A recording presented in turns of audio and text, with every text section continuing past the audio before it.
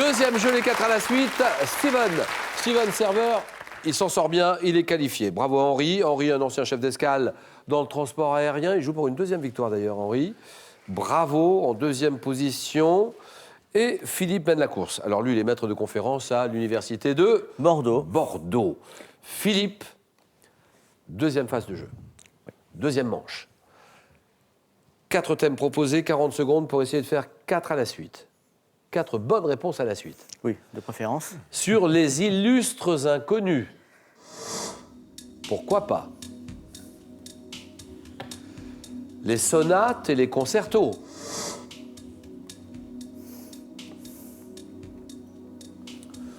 Le mois de janvier au XXe siècle.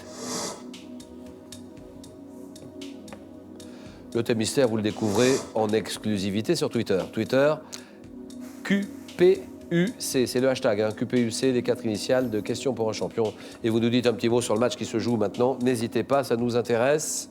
Que dit Philippe?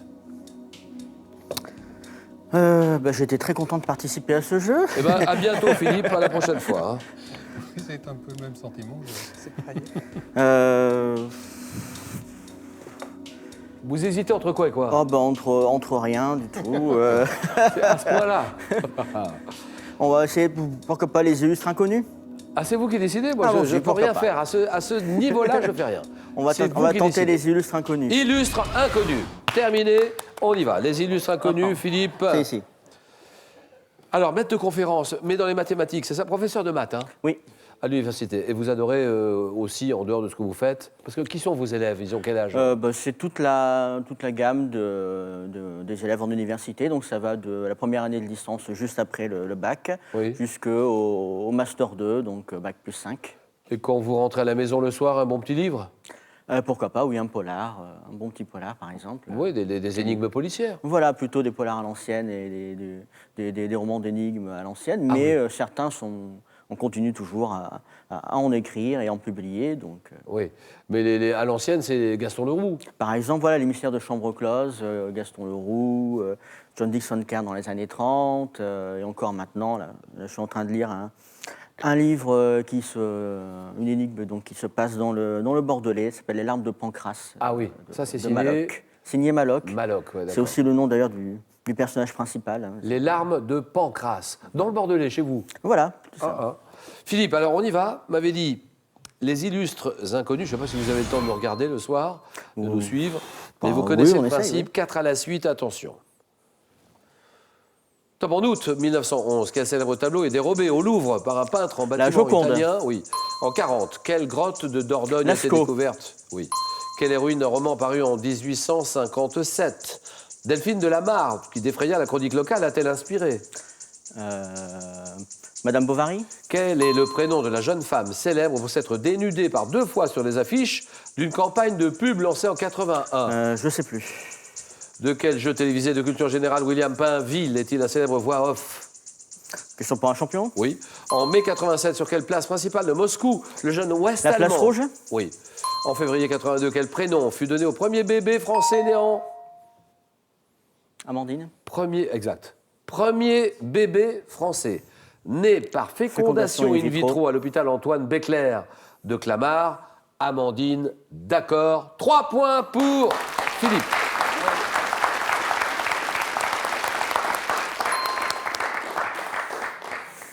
Alors, William Pinville, notre ami Pinville, William, la célèbre voix off. On te salue, William. Il est là, William? Absolument, Julien. Un petit salut, c'est pour toi, cette question. Question pour un champion, bien sûr. Quel est le prénom de la jeune femme célèbre? Vous vous souvenez de cette... Elle se dénudait. Aujourd'hui, j'enlève le haut, demain, j'enlève le bas. Et alors, elle s'est dénudée par 2 fois sur les affiches d'une campagne de pub lancée en 81. Elle s'appelait Myriam. Ah oui. Et grotte de Dordogne, découverte par 4 adolescents. Marcel Ravida, Jacques Marsal, Georges Agnel, Simon Cuencas, la grotte de Lascaux. 3 points, bien joué. Henri, c'est pour vous. J'hésite entre les sonates et le mois de janvier. Oh, je vais prendre le mois de janvier au XXe siècle. Bien sûr, le mois de janvier au XXe, d'accord. Allez, c'est parti, Henri.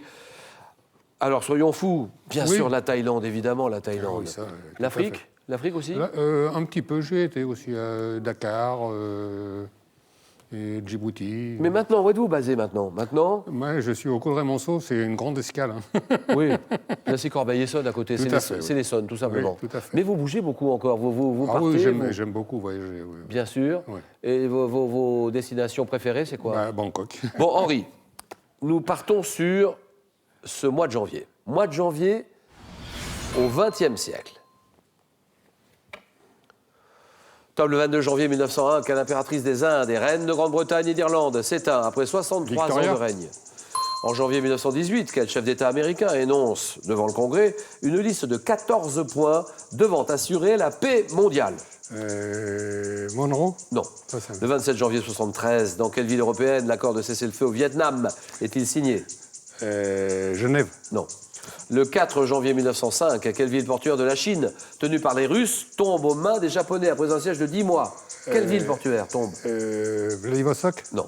Le 8 janvier 59 en France, quel homme politique prend ses fonctions de président de la République? Janvier. Le 8 janvier 59. Alors, c'est 59. Je suis fâché avec les dates, moi. Là. Non, vous le savez ça. Non, oui, mais. Le 8 janvier 59. Ah bah, c'est Charles de Gaulle. C'est De Gaulle. Bah oui. Le 8 janvier 59, c'est Charles de Gaulle. Le général de Gaulle, d'accord. Un point pour... Ben, tant pis pour moi.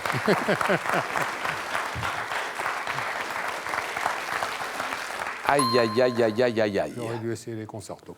Le 4 janvier 1905, quelle ville portuaire de la Chine, tenue par les Russes, tombe aux mains des Port Japonais Arthur. après un siège de 10 mois? Port Arthur. Eh bien, vous l'aviez. Ah oui, bien sûr. Dans quelle ville européenne l'accord de cessez-le-feu au Vietnam est-il signé? Et là, nous sommes en 73, le 23 janvier Évian. 73, à Paris. À Paris. Paris, oui, oui.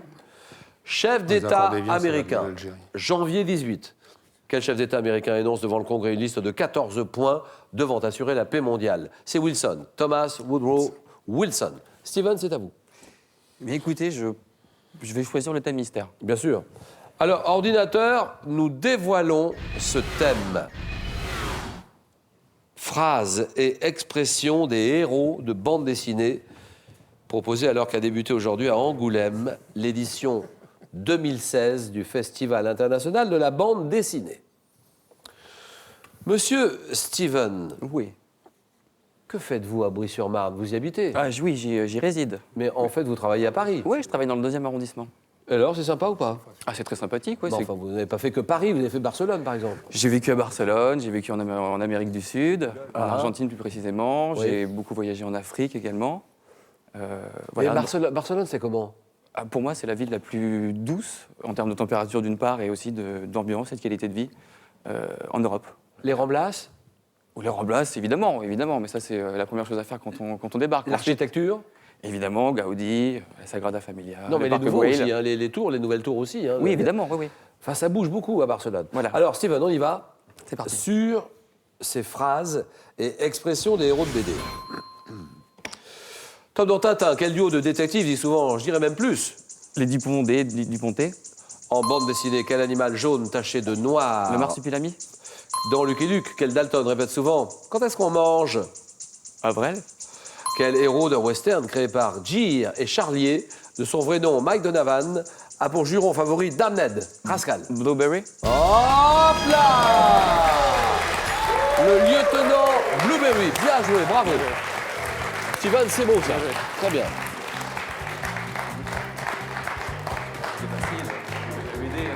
En bande dessinée, quel animal jaune, taché de noir, vivant dans une forêt de Palombie, a pour cri habituel Ouba, Ouba, le marsupilami. Il joue bien, Steven.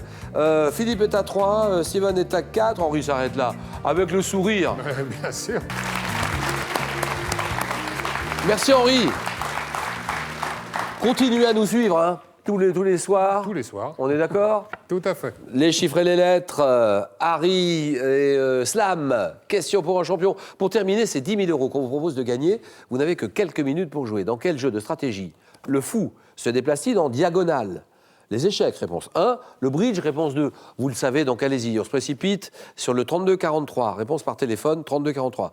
Par SMS, vous tapez la réponse 1 ou 2 au 7 10 20. Et tirage au sort parmi toutes les bonnes réponses. Philippe est en finale. Steven est en finale. Le match, le choc, le jeu.